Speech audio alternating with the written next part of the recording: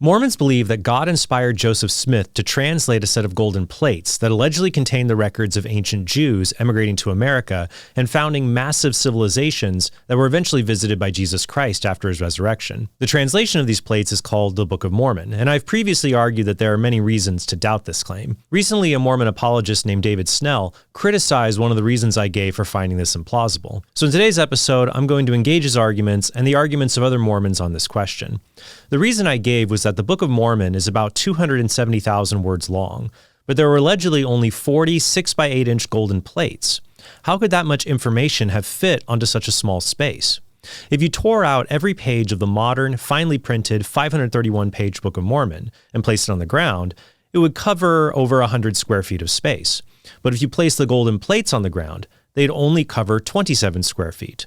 The question then becomes, how could all of that information have fit onto the much smaller alleged plates?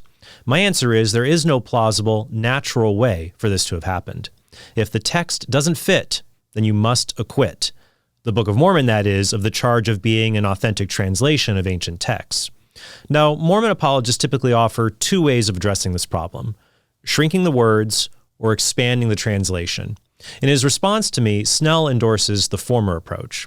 Before I address his arguments, though, I will make one concession, in that I misspoke when I described how much would have to be represented on the original golden plates.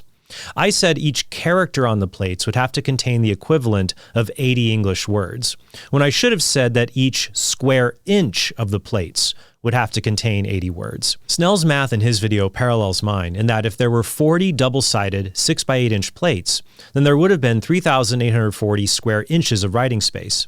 If that space had to contain 270,000 words, then we get about 70 words per square inch. Some scholars increase the number to 80 to account for the 3 holes in the plates for the binding rings and for, as Mormon scholar Bruce Dale notes, quote, the free space around the edges, so the engravings did not fill the entire plate. My estimate of about 4,000 square inches per plate corresponds to Dale's lower, more reliable estimate of 30 square feet of total plate space.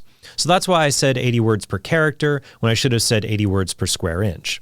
But that's still a lot of words for such a small space. For example, a quarter is about 0.7 square inches. Do you think you could write 50 to 60 words on a quarter? Even if you could you engrave that many words onto a quarter with primitive tools?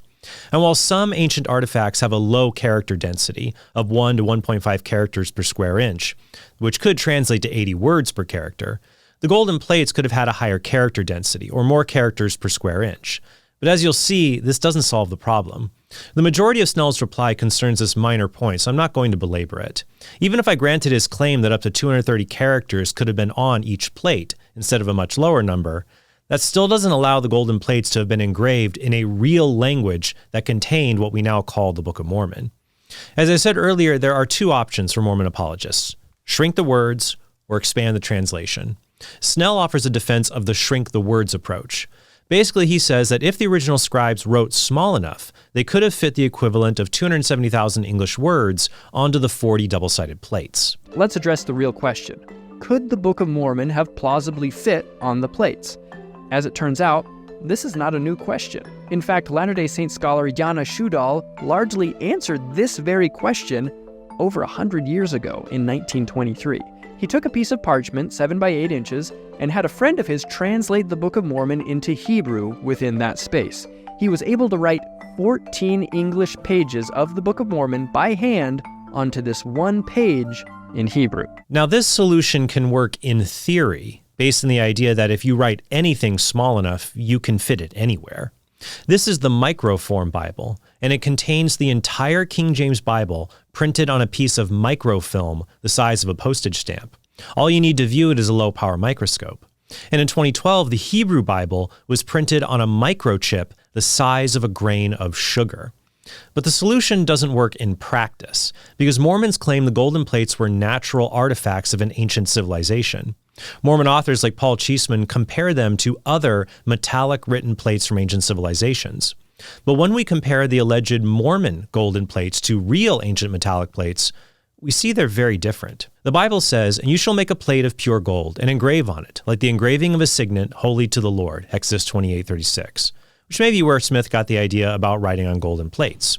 We don't have any biblical gold plates today, But we do have other ancient metal plates for our comparison. This is one of the plates of Darius. It's about 169 square inches, contains about 600 characters, and translates to about 60 words of English text. That comes out to 0.35 words per square inch. And this is one of the Pergae plates written in Phoenician. It's 27 square inches, has about 150 characters, and translates to about 100 English words. That comes out to 5 words per square inch. But the Book of Mormon plates would be unlike anything in antiquity. The Miller text would require 120 words per square inch. Each character needs to be less than a millimeter tall and wide, smaller than the graphite tip of a pencil. That might be possible for a modern person with expert writing tools to delicately write on paper, but not ancient engravers to carve onto metal. Now, Mormon apologists like to say that Reformed Egyptian, the alleged language of the original golden plates, was a compact script, even smaller than Hebrew. But no matter how small a script is, it must have a variety of distinguishing marks in order to get different characters. And the size required to write these distinguishing marks is just too small for it to exist on such small plates. Even the Mormon Egyptologist John Gee, who Snell cites in his video, noted this problem in an article called Epigraphic Considerations on Jan Schudahl's Experiment. He wrote the following: "A major issue, however, is the size of the characters used, which made an even greater difference in the space required for the sample text. To modern readers, the characters that Miller used look too small to be readily legible.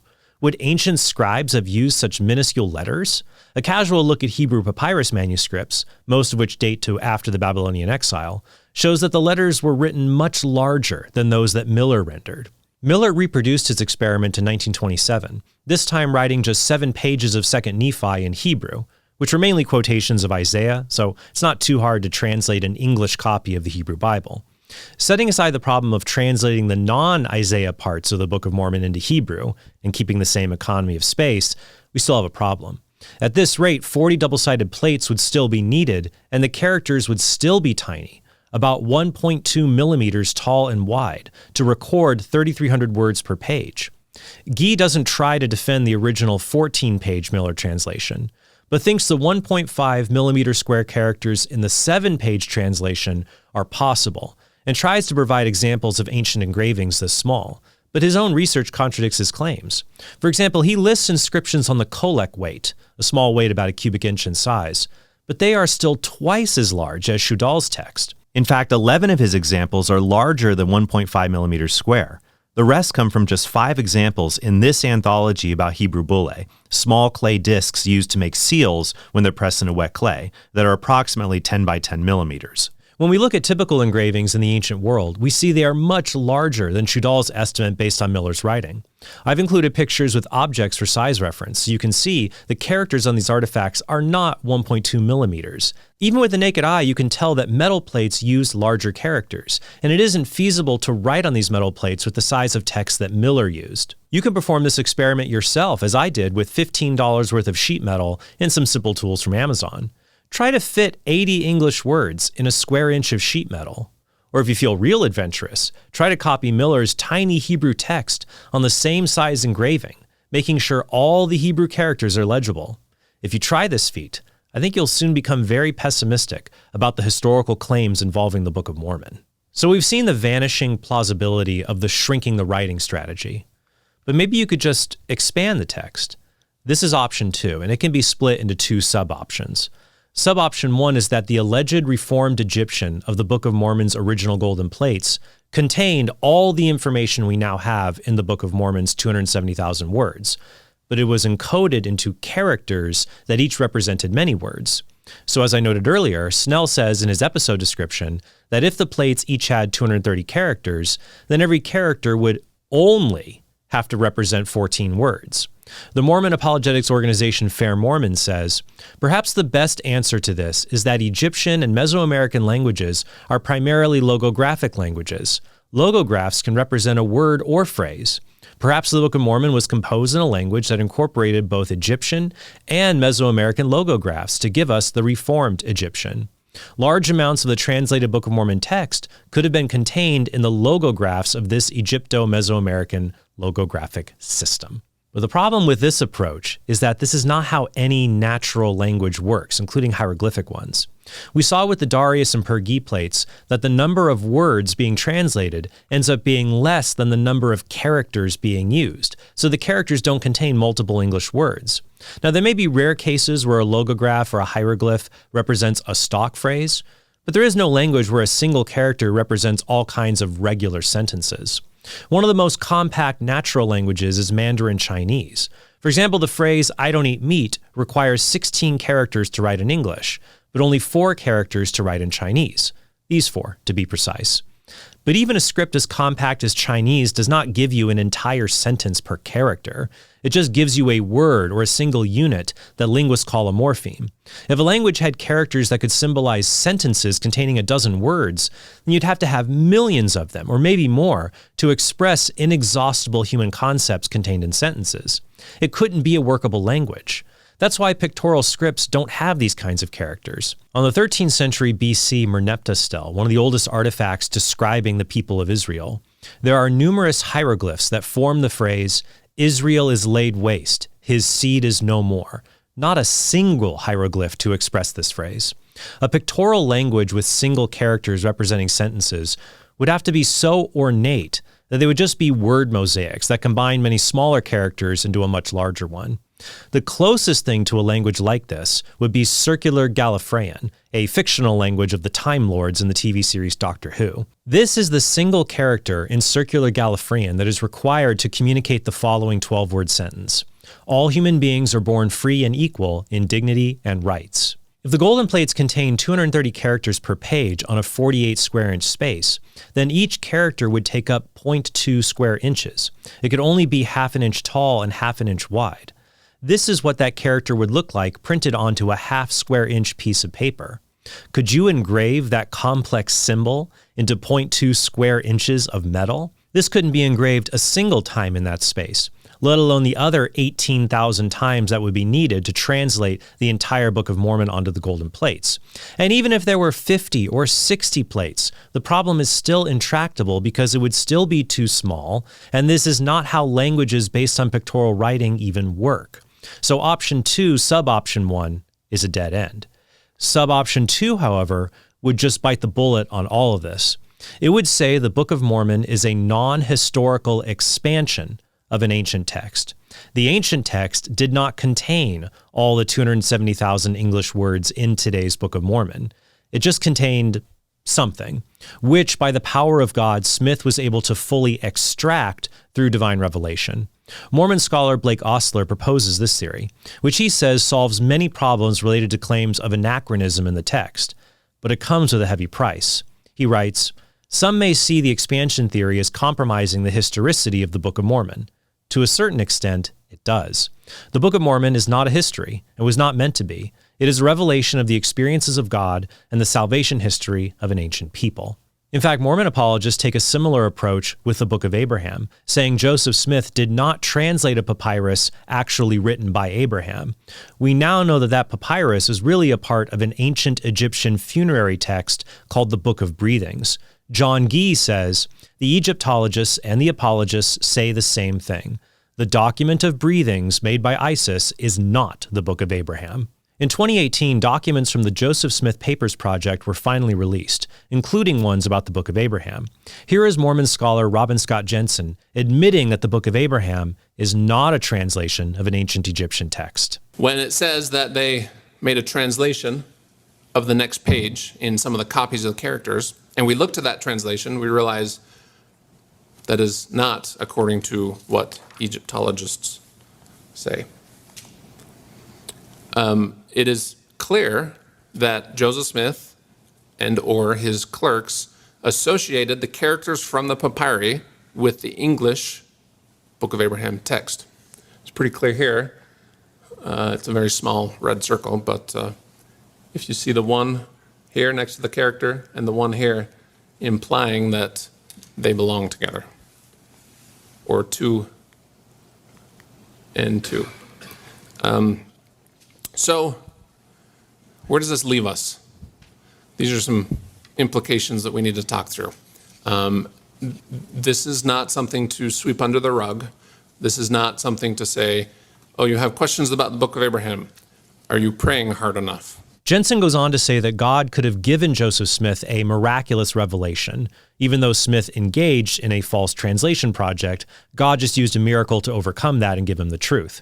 You can see this similar approach being used in a debate between James White and a Mormon apologist on the question of the Book of Abraham. By saying that the Book of Abraham is one of the clearest evidences that the Book of Mormon is a fraud. No, it's not, because I think the Book of Abraham is beautiful and true. And I think we have great evidence of that with the plain of Olashem and with the manner in which Egyptians were sacrificed. We know those things are both true and were verified. Think all you want. It's true. It's fact. It's fact. It's fact. Allow one and then two. When you can turn an Egyptian funerary document into...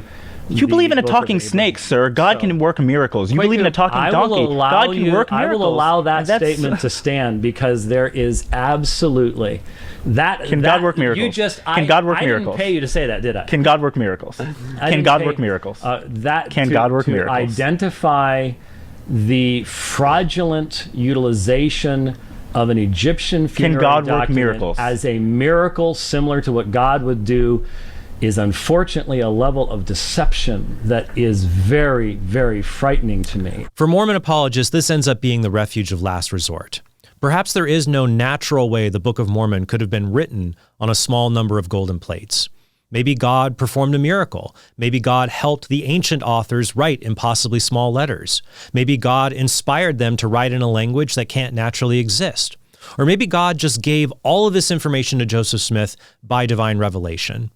But this still doesn't solve the problem, because that revelation could be superhuman, but not divine. It could be demonic rather than inspired. Now, one might ask, though, why would Satan inspire all of this to cause people to become wholesome Mormons?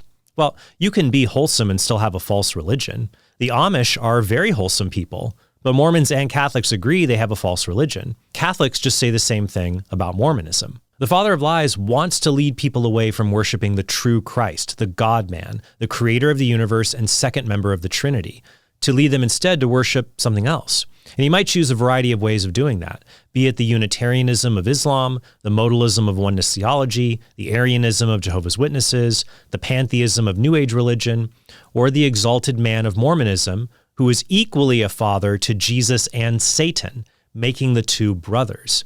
Even Fair Mormon admits that, quote, it is technically true to say that Jesus and Satan are brothers in the sense that both have the same spiritual parent, God the Father.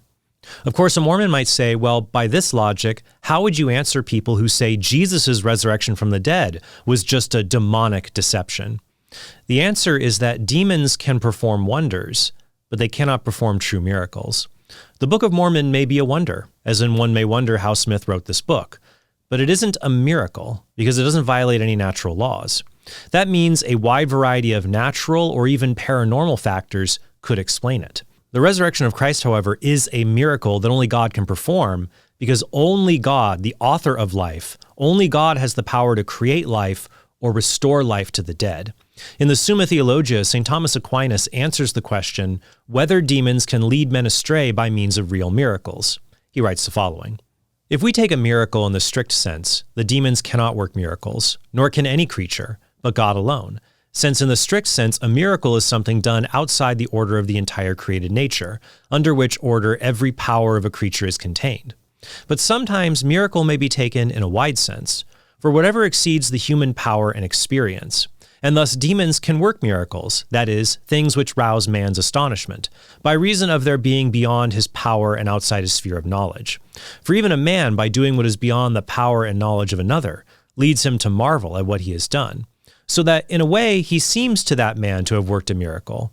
It is to be noted, however, that although these works of demons which appear marvelous to us are not real miracles, they are sometimes nevertheless something real. We have good reason to believe that Jesus Christ was and is the God-man, and that means we can trust what Jesus Christ taught, including his teaching that the gates of hell would not prevail against the church. Mormons believe the gates of hell did prevail, however, in an event called the Great Apostasy, which is why Joseph Smith had to restore the church that Jesus founded in the 1830s. And to a certain extent, Protestants believe this visible authoritative church defected in some way. But if Catholicism is true, then both of these groups are wrong. And this includes Mormonism's claim that God had to reestablish his church through Joseph Smith's impossible translation of the Book of Mormon. So I hope this was all helpful for you, and I hope that you have a very blessed day.